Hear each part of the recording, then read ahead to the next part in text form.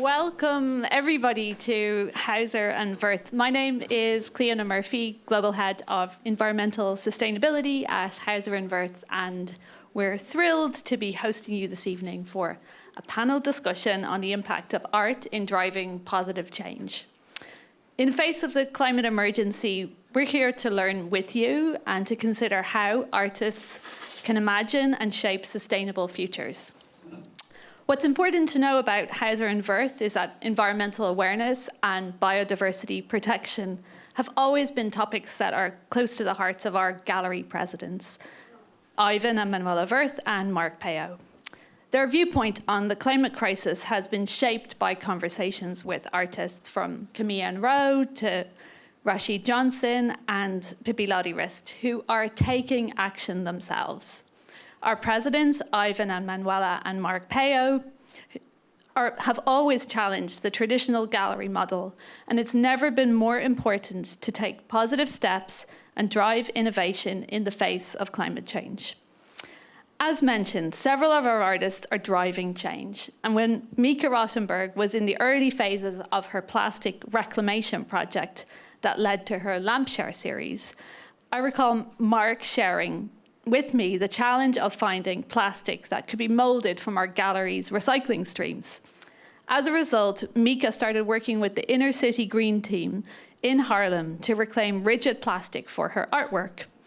This is the power of artists to challenge the system and adopt true sustainability. On an industry-wide level, I'm proud of our sector's growing awareness of environmental responsibility that's being championed by networks like Art 2030 and the Gallery Climate Coalition. There's huge hunger for knowledge on the topic, and it's much higher on the agenda across the art sector. This week, we're feeling hopeful. The climate crisis is making headlines, and we're midway through Climate Week in New York that's filled with optimism. Investments in renewable energy are at an all-time high. Global installation of solar is up by 33% on last year. And with 2024 being the biggest election year in history, there are real opportunities for addressing the root causes of climate change. We know that we can't shift the dial alone, but collective action amplifies our efforts, builds a movement, and contributes towards climate resilience. That's why I'm excited to discover this evening about the transformative force of art, culture, and global sustainability. How can we as a community play our part in climate action? I now hand over to Luise Faurschou, founder and CEO of Art 2030. Thank you, everyone.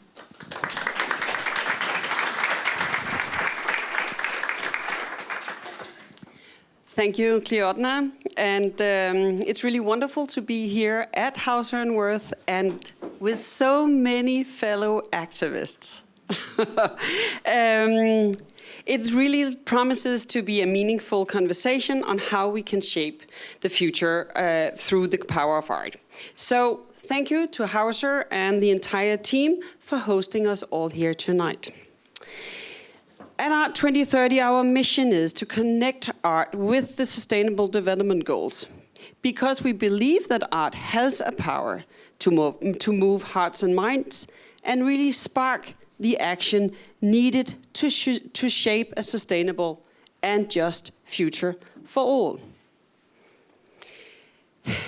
The mic has to be very precise here. Art opens up space for new ideas. It sparks critical conversation and helps us imagine what our shared future might look like and reflect on what's possible. We know the warnings about our planet, the reality of humanity, and the urgent need for action. But we can only shape a future we can imagine. Art gives us the ability to envision that future, to imagine what's possible despite the challenges we face. And that's exactly what Future Hours offers.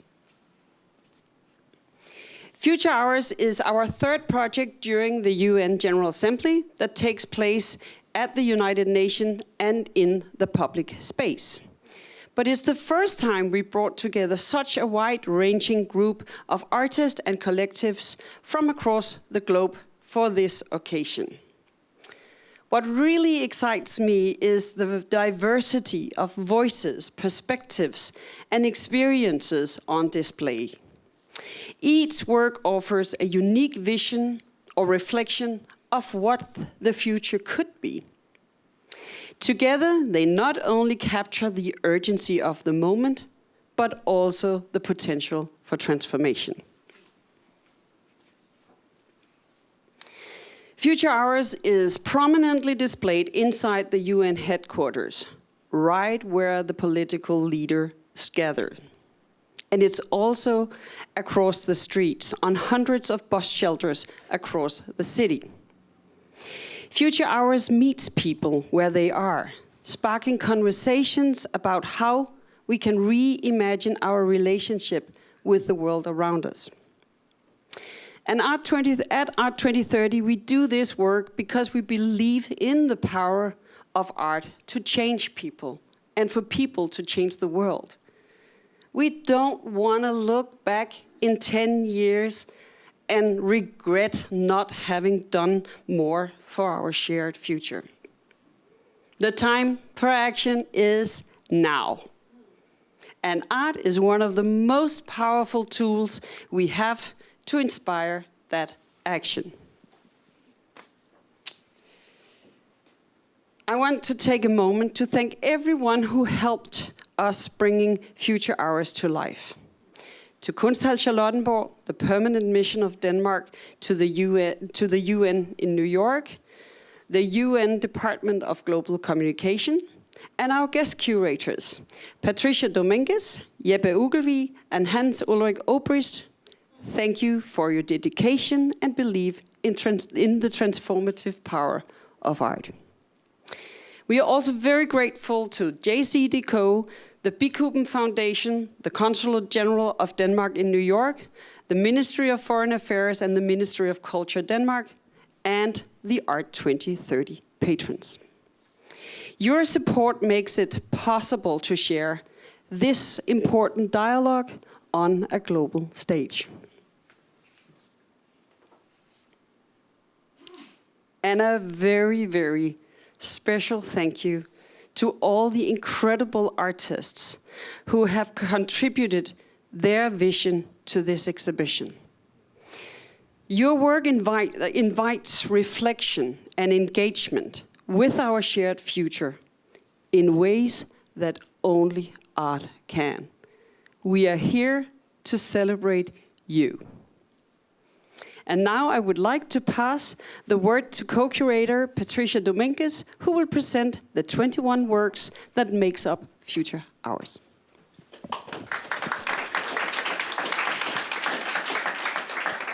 Hello, everyone. I'm going to quickly contextualize the posters, which I see as small-scale embodied UN in all the artists. This is okay. So this is Yinka Shonibare. He has a residency in Nigeria called Ecology Green Farm, and this is one of his greenhouse that is devoted to nutrition, and food sovereignty in West Africa. This one is the Congolese Plantation Workers Art League, and they have a strategy to use the art world to gain back their native land in Congo. This is an amazing NFT they made after the Venice Biennial project, where they use the NFT to regain back one of their sacred objects from a US museum. And actually, they got the loan back, which is amazing. Then you go export. They have they are an art collective that they work as a company. They have done amazing thing. They have a shoe line. They have used their company to protect cultural buildings. And now they're making a movie about Serbian female woman, revolutionary. So this is one of their publicity. It's amazing. They have a very beautiful part, poetic part about the ocean, dreams, and war in their posters. This is Mercuria. This is an artistic urban magazine from Chile that takes always form as a poster to go in the street. So hundreds of people get to see them in Santiago and also in some parts of like rural in Chile. This issue is about Chilean, Andean, and South American indigenous thought about, like land ownership, reciprocity, and how to honor the land. This is No Más Metáforas and UAIN, the Autonomous Intercultural Indigenous University in Colombia. We feel they have one of the most innovative, radical, and interesting projects that combines indigenous knowledge, art, philosophy, and this is one of the posters to invite viewers to go and participate to their collaborative lucid dreaming workshops in Colombia, if you want to sign up. This is the Institute for Queer Ecology. They have a huge range of practitioners that combines artists, scientists, researchers, and for this project, it's always about generating artistic knowledge around ecology. And for now, they cannot transfer the agency or the human-centered question to the Earth because we can't enter in dialogue with the planet. Then this is Robert Shaw and the Institute of Critical Zoologists in Singapore. They have been having this semi-fictional institute dedicated especially to the relationship between human and animals in the 21st century, using like a highly fictional, scientific, and bureaucracy language in Singapore. These are the MACU, the Junicuin movement for art, or the Movimiento Artista Junicuin. We're very interested in their strategy because they are selling art collectively to regain back their stolen land in the Amazon. So we really wanted to platform what they're doing. So they're using also the billboard to show and get their art out. This is Olafur Eliasson. He has been working with solar energy as his way of doing activism for the last 20 years. And in this poster, he's simply and deeply asking us to connect with the heart and the sun and think about organic technologies, new technologies, old new technologies. This is the Bangor Collaborative from Thailand. It's a non-profit artist collaborative, and they directly responded to the UN, critically responded to the UN Summit for the Future, thinking how all the corporations are affecting rural areas in Thailand. They created this kind of cyborg entity that embodies the complexity of living in a neoliberal world, in a way. Like what's the direction that can go? It's a very dear poster of Helen and Newton Harrison. The Harrison were kind of the founders of the eco movement in the US in the 70s. And this is the epitaph that Newton wrote for Helen and him. This was his last piece before he died. So in a way, it's the planet talking to human in a very deep way of thinking about renovation and how we're gonna meet, how we're gonna transform into soil. This is Eduardo Navarro and Foca. It's Fundación Oceánica de Contemplación Amorosa, where he invites people to establish oceanic contemplation with the ocean and the world. And here he's dressed as a male mother seal feeding orphan seals in Uruguay. This is Susanne Trister, a visionary artist from the UK. She has been very critical with techno-capitalism since the 90s, and she had this tarot as an oracle to read possible futures to the earth. And now she's working in a new tarot deck. This is one of the cards about spiritual ecology. And she's really thinking about global new developments, good ones, bad ones, to establish possible conversations in a creative and critical way. This is Canal Street Research Association from New York. It's a collaborative group based around Canal Street and researching the social, political, and economic life near Canal Street, especially related to migrant communities. This poster especially is about a critical image about the prison that is being built in Chinatown, and really thinking about like how the city is pushing some developments, and also thinking about human dignity and what happens in those spaces. This is Maya Bird-Murphy and the Mobile Makers. This is a local project from Chicago, and they rethink urban planning, and they build environment around them with youth community through workshops and dialogue. This is the Future Farmers. It's a group based in San Francisco, and they combine farmers, archaeologists, artists, in a way to think about how can they do like more horizontal farming. And in this poster, I think it's a poetic way of inviting to think about soil and site in the city.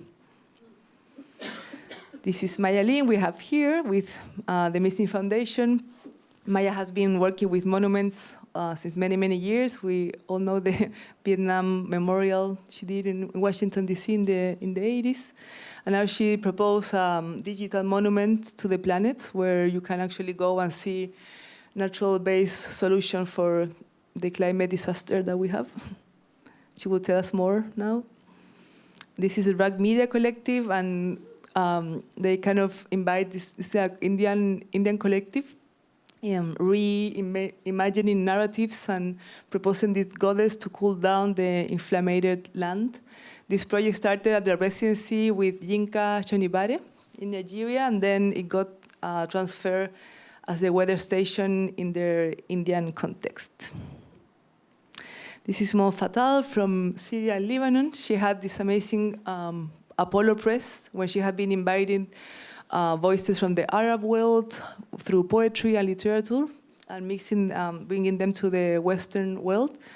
And with the poster, she's simply inviting us to read and spend time with the books. And this is Otobong Nakanga. Since her project at Documenta, she started making an art entrepreneurship with her family. So they make soaps in Africa, in Nigeria. So this is a very beautiful and poetic way of publicizing their soap. The last, the New Red Order. This is an indigenous collective based in New York that really think about the unequal situation that the indigenous communities are living in the US. And with this, they are thinking about Lenape land, which used to be, New York, before it was stolen in the colonization. So it's like about thinking about that and inviting us to create new structures in the ashes of this system. Yes, thank you.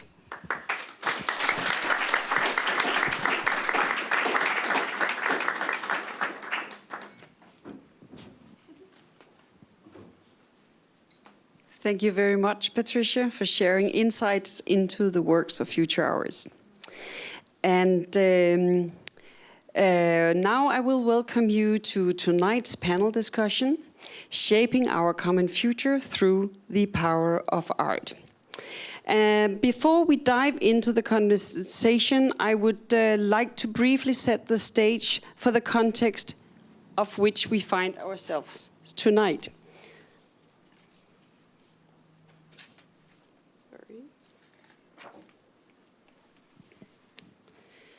I think this conversation is especially timely as it coincides with the opening of the United Nations General Assembly, one of the most significant political gatherings on the global calendar. The General Assembly brings together world leaders to address urgent global challenges, issues that affect all of us, from climate change to inequality. And this year, even more attention is directed to the UN Summit of the Future, which is being described as one in a generation opportunity to reshape global governance and ensure a sustainable, just world for all. It's the first summit of its kind, and the outcomes of these discussions, ongoing right these days, will really have a profound impact on the global landscapes for generations to come.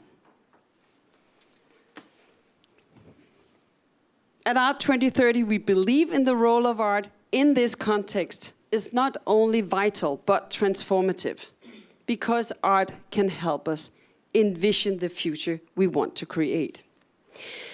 Our discussion tonight will revolve around one key question. How can the power of art be harnessed to shape the future for humanity and the planet? And I'm thrilled to explore this question with three remarkable panelists who have each played a pivotal role in bringing Future Hours to life. They also bring a unique perspective from each their respective field of experience. So I would like to invite the three of you. Maya, Jeppe, and Nanette.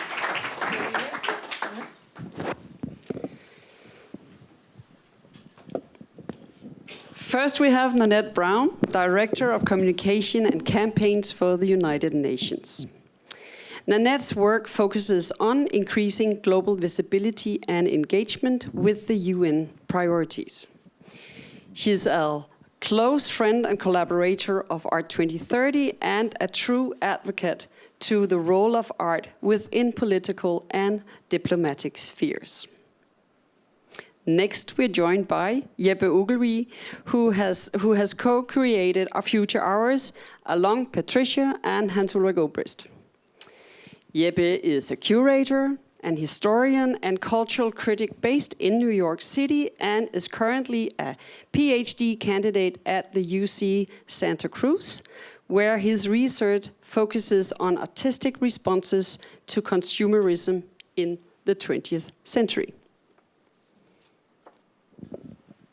And finally, we are honored to have Maya Lin, an acclaimed artist and environmental activist, known for her deeply moving works that merges science, history, and culture to offer new ways of understanding our relationship with the natural world. A committed environmentalist, Maya is currently working on What's Missing, a global project that brings attention to the urgent issue of biodiversity and habitat loss. Thank you all for being here. So.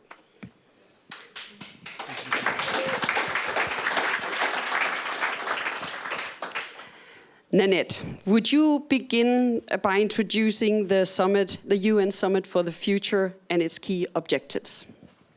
Yeah, thanks so much. But first of all, thanks everybody for being here. Thank you, Luise, for the invitation. And also great to know that we're in a space here that takes sustainability and climate action so seriously. So I think it's a very fitting space to be here. The Summit for the Future. What is the Summit for the Future? The Summit for the Future was convened this past Sunday and yesterday to really look at how we can make global collaboration fit for the 21st century. There was a strong sense in the international community and on the part of our Secretary General, Antonio Guterres, that the multilateral system that is geared towards making the world, through the collective action and collaboration of countries, a better place and sustainable for future generations, for the next generation, was no longer fit to really serve its purpose. And that it was changing, the world was changing faster than our institutions could keep up with.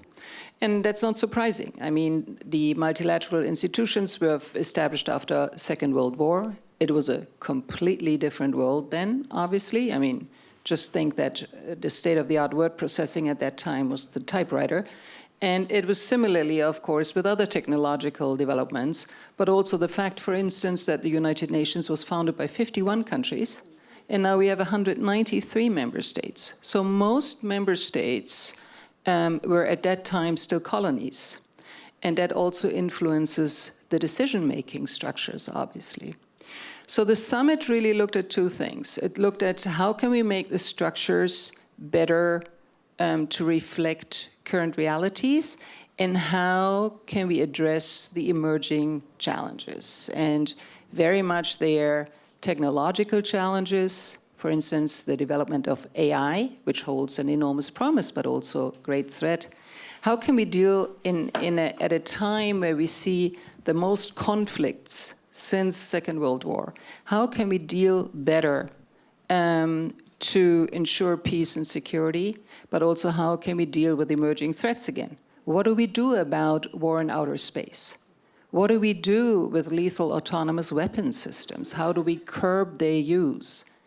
And finally, how can we make sure that countries work better together on other digital aspects of digital collaboration, but also how do we ensure that in particular developing countries have the financial means to implement and fully achieve the Sustainable Development Goals? And maybe very briefly just on that point, currently almost half of humanity lives in countries that spend more on debt relief than on health, education, and infrastructure combined. So those are the countries that need the most means to leapfrog, if you want, to achieve the Sustainable Development Goals. But the financial means are simply not available because A, they're drowning in debt, and B, because money, which after all is a good that you of course get on the international financial market, is much more expensive for them, up to 8 times more expensive.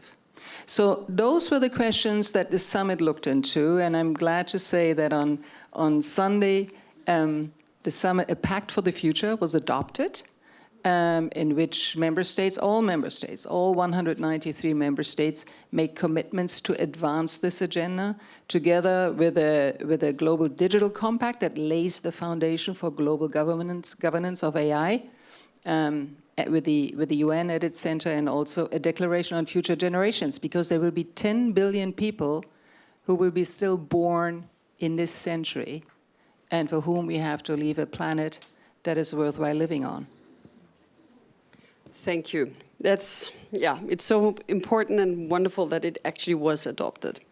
In your experience, how have you observed art playing a role in political and policy discussions? Well, I think the importance of art is that it opens a different perspective on the issues that shape our lives and our societies, as a commentary or in looking for exploring new visions, and you pointed to that, and very much, of course, Future Hours looks into that. How can we envision a different future? And it just touches a different nerve in us, I think, and opens new perspectives. And as such, of course, artists have been, over the centuries and certainly in the 20th century, very much been part of big social and political movements. And many of you may be familiar, for example, with the example of Senegal after it became independent, and Léopold Senghor was a poet, and he felt that art was absolutely critical in shaping a new society, and the budget reflected that, which was wonderful at that time. So, I mean, artists give new impetus, give new stimulus. And at the UN, we see this. I mean, we are surrounded by beautiful art at the UN building. And if you haven't been there, I invite you all to come and take a tour. And we see how it resonates with the people who come to visit. I mean, you all may know it, the Knotted Gun sculpture by Carl Friedrich Reuterswärd. And it resonates incredibly strongly with people. It's one of our most popular sculptures in the park. We have the tapestry of Picasso's Guernica next to the Security Council that reminds us of the horrors of war. So art is very much also a reminder of our universal values, and in a universal language that speaks to everybody. And you and I, we had the pleasure now to work together for the 3rd time on the occasion of High Level Week, and had some beautiful exhibitions, starting with Jeppe Hein's Breathe With Me in 2019, when we focused very much on the environment and climate. So that opened, if you want, a parallel discussion and perspective on that. We then had the beautiful Superflex projection on the UN building, and was it 2021? And what a more beautiful image can you have as a colony of marine creatures that work together as one organism and call it interspecies assembly. And of course, in a way, that's what we are trying to do also at the UN, even though we are not yet of a different species. But fortunately, all still humans on this planet. And then now, of course, Future Hours, and we've just heard about it, you know. And also, I think, very important and very inspiring to see that here, basically, all artists straddle straddle art and activism. And that, of course, is so important. And work in a collective. I mean, many of those, I think even, most of those are collectives. And that's what we need to achieve, and that was what the Summit of the Future was about, to see how do we work together better collectively, because no one and no country alone can solve the problems that we are facing today. Jeppe, that's quite an invitation to you. As a curator, what is compelling to you about displaying art both at the public space as well as the UN headquarters in such a pivotal political moment? Yeah, thank you so much. Thank you for being here, and thank you all for being here. I think public art is such an exciting curatorial platform, and also one that you can always challenge and reimagine. I think a lot of us perhaps instinctually think about public art as a statue in a square, or a physical object that you go and see, that of which there is only one. But this opportunity that we have in collaborationship with JZ2Co is a dispersed notion of a public art project that sees the entire city becoming a kind of a medium or a museum or a gallery. The statistics of viewership for this project is like beyond, it's definitely the most seen exhibition in New York City this entire year. But to sort of ask what the nature of that seeing is I think something that Patricia and I and Hans Ulrich talked a lot about, thinking about this project as a kind of glitch in the system, both for the passerby getting on a bus to go to the Summit of the Future, but also for the politicians inside the UN who, of course, have been very busy this week. And I think art is an exciting form of cultural expression because it is not just a painting on a wall. It is a glitch that happens as you walk by. It's something that shines you in the face. It's a projection. It's a kind of a knowledge that operates in very alternative ways than the kinds of knowledges and arguments you would find inside diplomatic discussion inside the UN, I would imagine. So it's been exciting. And then I think with regards to the summit, I think, are all of the opinion, feel very strongly that artists should have a seat at the table of decision making, especially when it comes to global governance. But thinking about what that seat holds or what should happen at that seat, the role of the artist in these kind of political procedures, is the artist simply a kind of a consciousness raiser, or someone who represents struggle or represents ideas, or are they actually people that work in communities, changing structures and infrastructures very concretely, in ways that the average bureaucrat and diplomat and worker and company and government would not be able to. So I think those were the two things that really got us very excited when we got this invitation, and started thinking about who is in this city in general and who is in this city right now and this week, and what will they take with them when they leave. And most of the artists in the exhibition they're very much walking the talk themselves. Yes. But they are also working far beyond the exhibition itself. Perhaps you would explore that a little more. Yeah.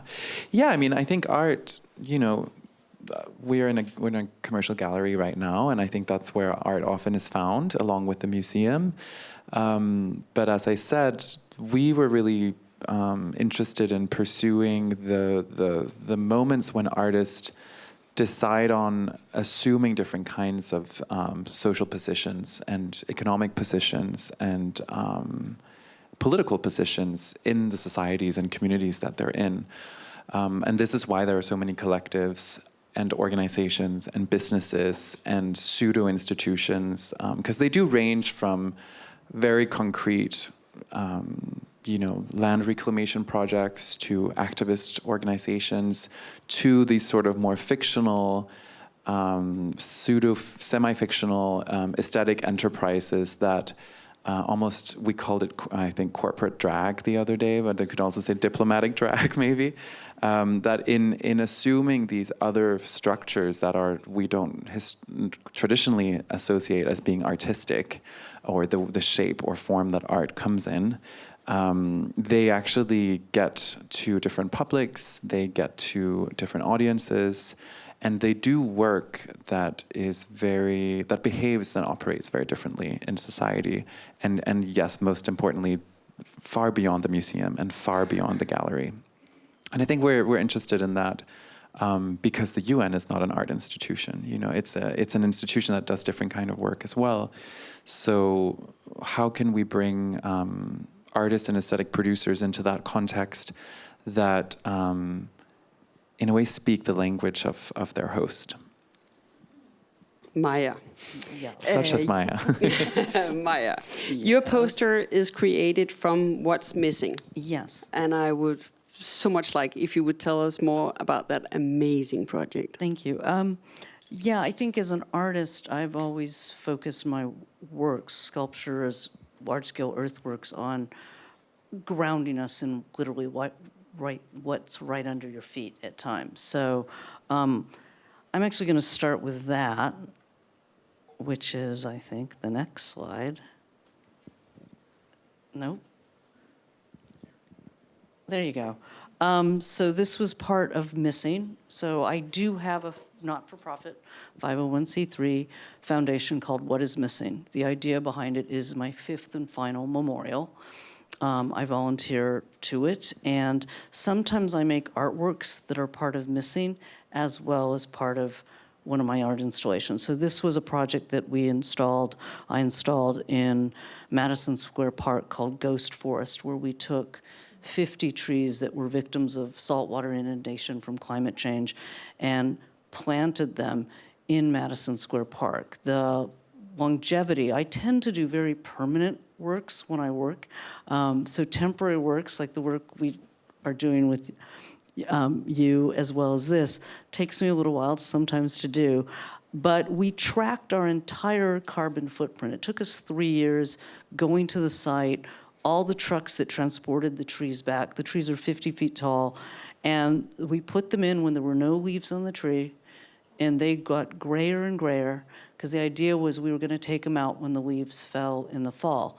Sadly, too warm, November came, the leaves were still on the tree, but we did remove them.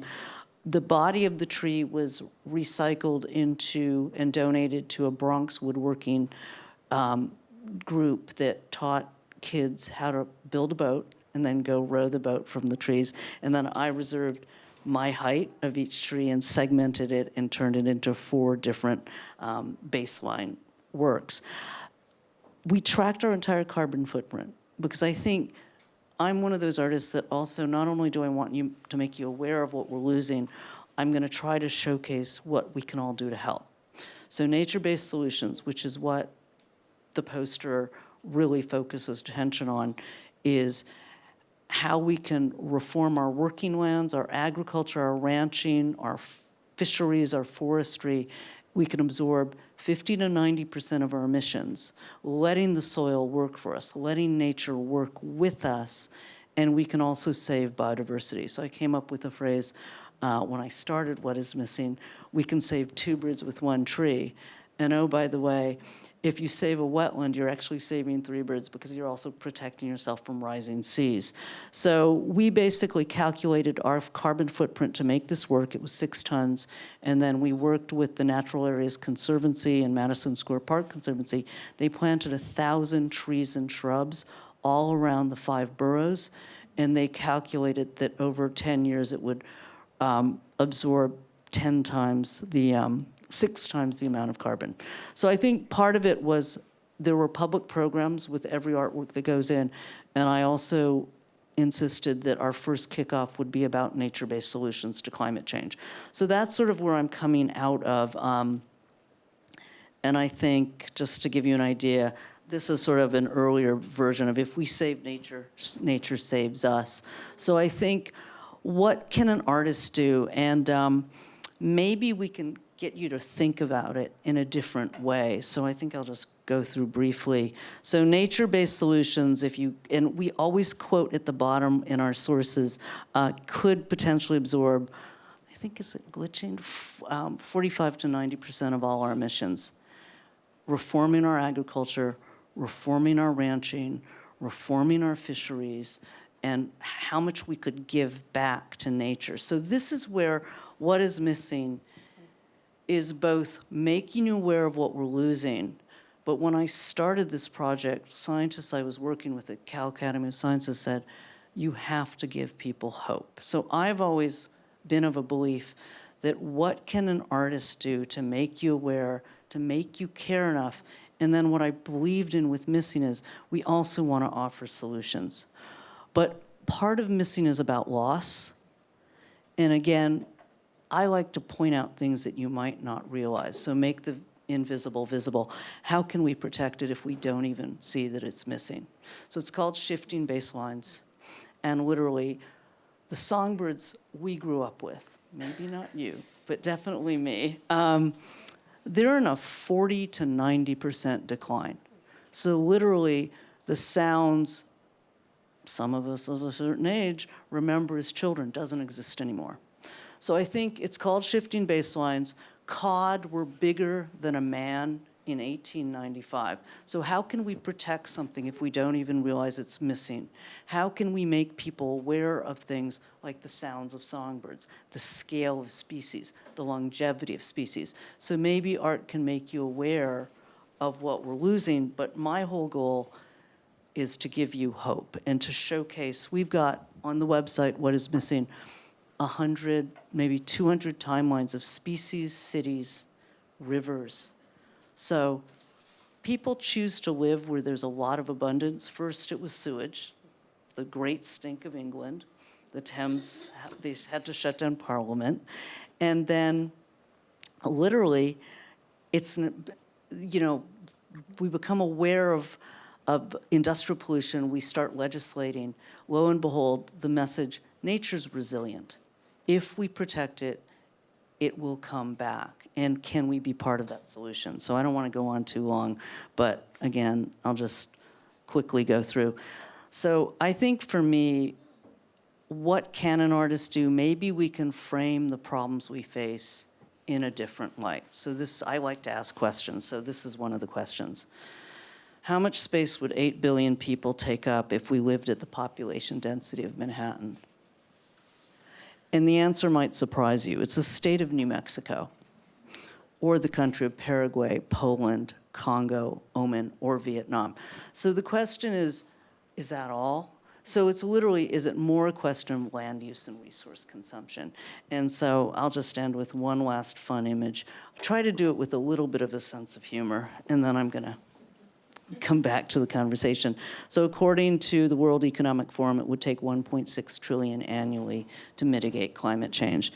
And that's what we spend on alcohol.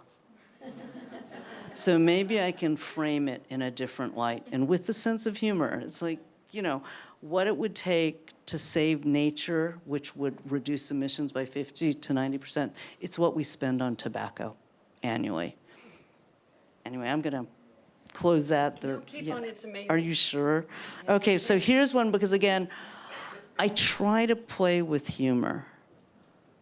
And I also say, if we all come out and say, don't eat meat anymore. It's bad and you're bad. How many people are just going to turn off and not listen?